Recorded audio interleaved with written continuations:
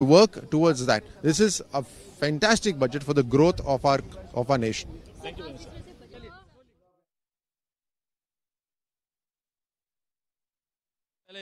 Sir मैं यहाँ लड़ाई मत करो यार।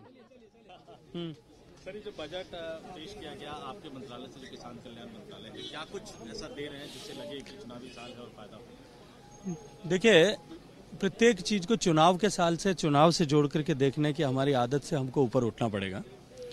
देश की सरकार ने किसान के जीवन में परिवर्तन लाने के लिए और कृषि क्षेत्र की उन्नति के लिए, किसान की आमदनी दुगना हो, इसके लिए 2014 से लेकर के 2019 तक अनेक योजनाएं लागू की।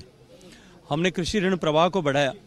हमने कृषि की आधारभूत संरचनाएं, जमीन से लेकर के उनके सिंचाई से लेकर के किसान को बीमा की सुविधा देने के साथ से लेकर के उसको एडिकेट मार्केट मिले और एडिकेट प्राइस मिले, इस सब के लिए एक कंप्लीट चेन ऑफ जो है उसकी जीवन में सुधार के लिए हमने बनाई थी।